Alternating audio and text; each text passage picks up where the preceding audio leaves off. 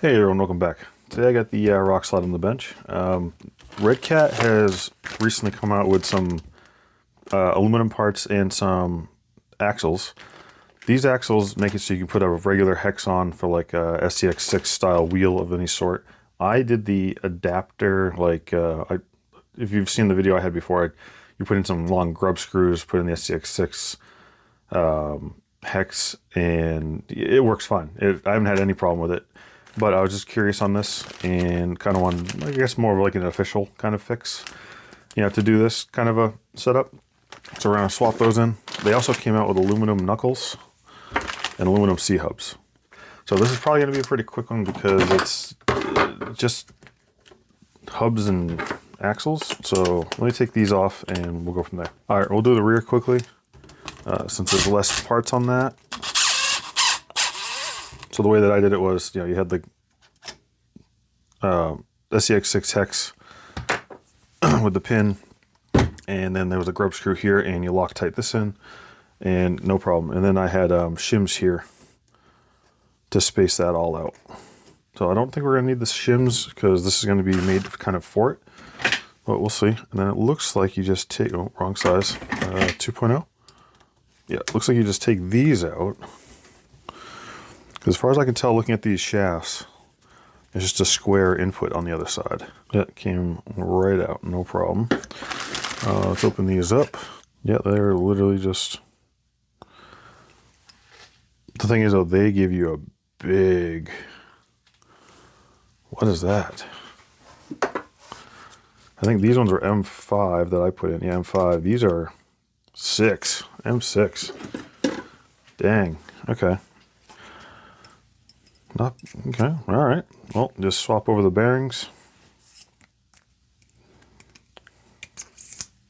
Like that. Push that axle tube back in. Some people put in like carbon fiber tubes or even pull them out, I think it is, or something. Or no, they put aluminum ones in to give it more front weight bias. But I mean, there's already a good amount of front weight bias. I don't know why I'd really need to. Then again, they got the Vertex 6. No, the Vertex 6 is even going to be more front weight bias. I don't know. I think it's fine. I think last I knew, I'm pretty sure I was already over 60% in the front. All right, got that in there. Let's see, let's get the hexes and everything out. So that's going to be the front axle stubs, the pins, the hexes here. Those are lightweight. These ones are brass ones. Not that it matters because it's such a small thing, but yeah, see, I don't think we're gonna need the shims because it has that big lip there. Not that you really needed it anyways before. I just did it to have a little less play. And what size nut is this gonna take? Yeah, so that's gonna take a 10 millimeter now. Get this on there. Where did I put it? Just had the, there we go, the pin. What size? We are looking at a 2.5. These I don't usually thread lock because the wheel is holding it in. Yeah, see that? We don't need those shims anymore because of that. So yeah, I don't thread lock those because the wheel's holding it in. You can put a dab on there if you really want to, just to make sure, like, say somehow your wheel falls off. But I mean, again, if you have your wheel falling off, you're gonna have other issues. And then the new nut is gonna be a 10 millimeter. Look how long that stub sticks out. Dang.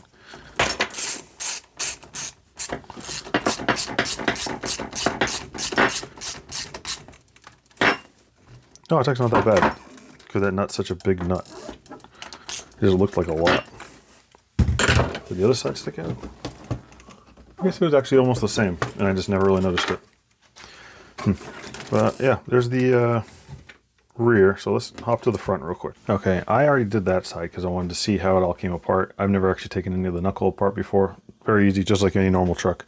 Before we start though, I was going to do some weight comparisons with the plastic to the aluminum. This is the stock plastic one from the other side.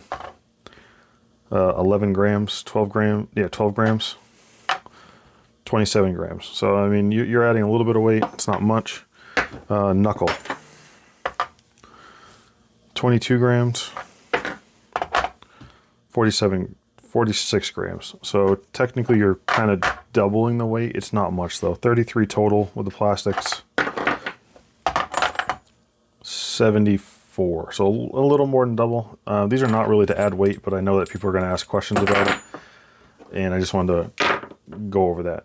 I had put on the wheel weights on one of my upgrade videos, so you're not going to have this possibly, but that's the only difference that we might see here. I will also start out with saying on the other side, when I went to put the hex on, I didn't even get to tighten it, and it snapped off this edge right here. So I don't know what's going on with that. It's weird. I'm going to contact Redcat about it. I just used my old hex. I just used my old pin.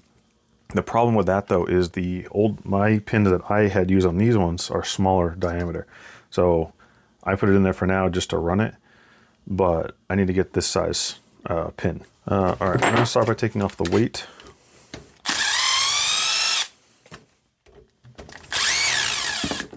I believe this is a 2mm hex. I had to grind mine down to fit the wheels, and it actually looks like it does hit a little bit still. I think it might be just from dirt though, because I've never had any resistance or anything. It's probably from dirt getting in there. And then it's a 2.5 to get this off. And then you take off the steering, which is a 7mm on the bottom, and I believe it's a 2.5 for the top.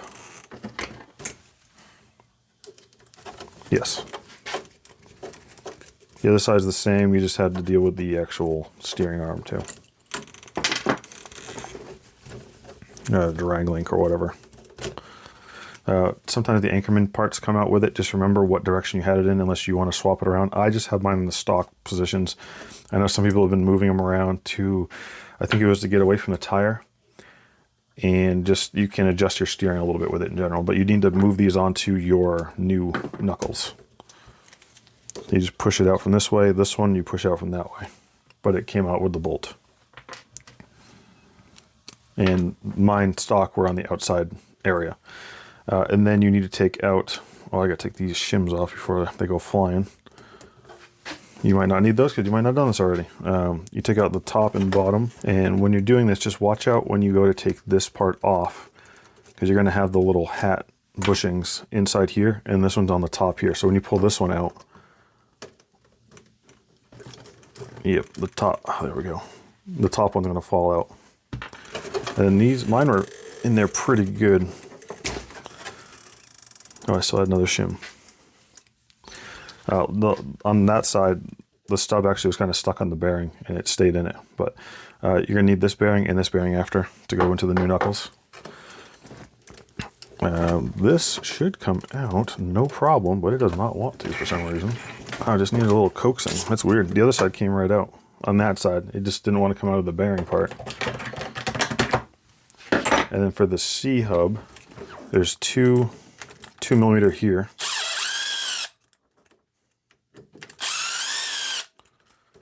And then there's one on the back side as a clamp.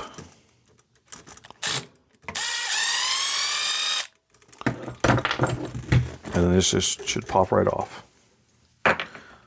New one goes on, but I put a little bit of thread lock in here. Where did I put it? I had a, there we go. I had just a screwdriver. I was just putting them in. I didn't want to put it all through there, so I just kind of put it onto the threads that way. I just didn't want to get it all through there and gunk it all up. All right, and then you just place it back where it was.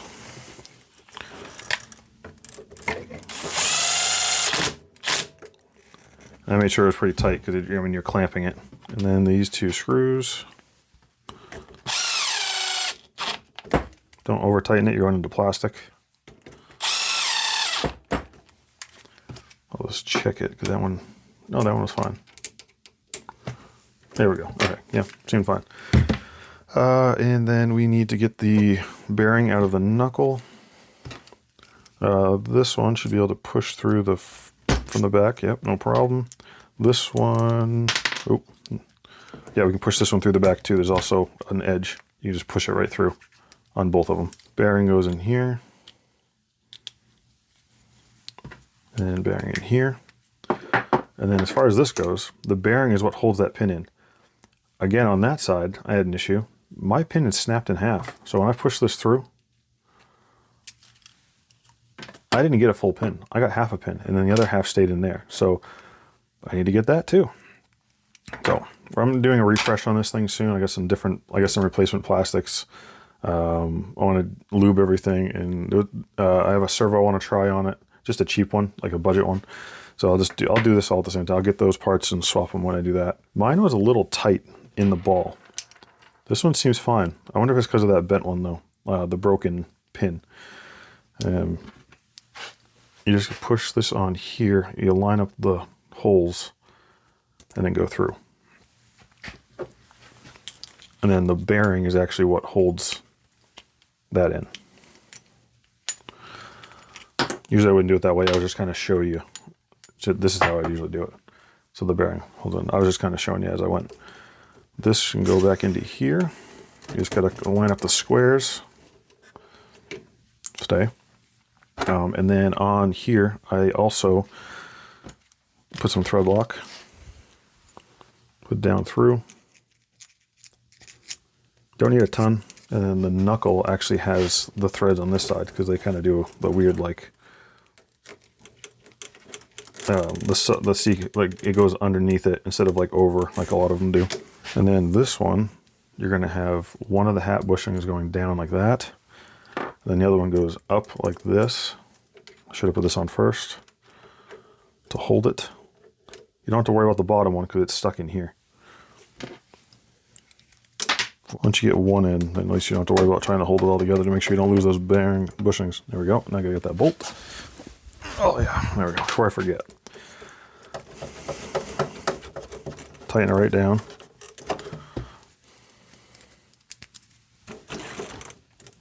Same thing underneath. Just realized I lost the bearing. There it is. Bearing for the outer. There is play up and down, which the other ones did not have, the plastic ones. So that is kind of annoying. And this side has more play than the other side. Yeah, this side didn't have, see, nearly that much play. That's weird. I wonder what I have that I can fix that. Okay, well, I ended up putting some shims here that go around the bushing. It's a 6mm bushing. I had some 6mm shims. I put 2 shims in, and I forget the thickness of my shims, but they're kind of thin. They're like 0.2s, I think, or something. Well, you know, I got my calipers right here. Yeah, 0.2s. So about 0.4 on the top, and it kind of sucked it up, so there's a little bit of play, but not much. I don't want to tighten it too much and it have resistance, so I guess that's where we're at. I don't understand that. That side doesn't have that much play at all, so I don't know. I'm going to put the Ackerman blocks back in. Like I said, mine stock were on the outside edge. And I'm just going to put them back where they were because they were working fine for me. And then I had is the nut still in it? No. Nope, right next to it. Nut goes on the bottom. Nice and snug. Shouldn't need those anymore, I think. No, I do need this. So this is what I was doing when I broke that other one. I was doing this, put it into here, and I was just kind of wiggling around like this to get it centered. And then as soon as I went to... See, it's like... not something... I was doing this. Like, maybe I shouldn't have been doing that, honestly, but like... I was trying to turn it to get... It doesn't want to start. It's like it's not... Oh, there we go. So I was just moving it around like that, just trying to get it to be centered to go in, and it just snapped that piece off. So like I said, it's probably not something to contact Redcat about, honestly. I kind of did it myself by moving it around, I guess, but it's just weird. I've never had a pin do that before. I've had them snap like from like wheels getting stuck, but I've never had that happen. It's odd. Let's see, weight blocks. Loctite on that one.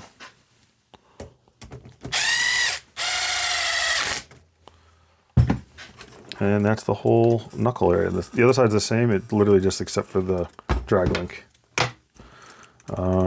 Yes, everything is on. There you go. And then the new nut with a 10 mil. I don't have anything in my bag that's a 10 mil though, so it's going to be kind of annoying that I have to have another size. I'll have to see if I can get some kind of a quick wrench, like a T-handle or something, because I don't want to have to keep a ratchet and everything. Oh, that's it for this one. Pretty easy mod. I really just did it just because I wanted to. I never had one break. I never had an issue with it. It was fine. I really just wanted to see what, if stuff comes out that's new, that works for the Vertex 6 or the Rockslide, I want to try it. Get a video out there if I can. So, because if someone's new at doing this stuff and they've never taken a knuckle apart, they've never done an actual shaft or anything, they know how to do it. Kind of a step-by-step thing, you know. I also did realize while I was doing this, I lost one of these little Proline covers. So I'm kind of thinking about just taking them all off now because I only got 3. But what I'm going to do is I've only used this in like a couple spots in the yard, you know, in the last couple months. I'm going to go look in those spots and see if it's there. If not, I'll just end up taking them all off. It's kind of like it makes it look a little nicer, you know. But yeah, this works for the Vertex 6 or the Rockslide, of course. It came out from Redcat for the Vertex 6, but same truck underneath. So works out completely fine. I'll put links down below for all these parts. They are affiliate links. Helps the channel a little bit, you know, kind of gives back to it. All this stuff is funded by myself, so I bought this stuff. Redcat didn't send it to me. They probably don't even know I exist. If they did, it'd be cool. Hey, Redcat, come on, talk to me. Yeah, you guys doing anything like this? You guys have a Rockslide or Vertex 6? Let me know down below. Fun truck. Absolutely love this thing. Can't wait to get it out some more this summer. Weather keeps going up and down right now. We had 60s and 70s. Now we're down to 40s again. 60s and 70s, down to 40s, you know. So anyways, I'll see you guys in the next one. Have a good day.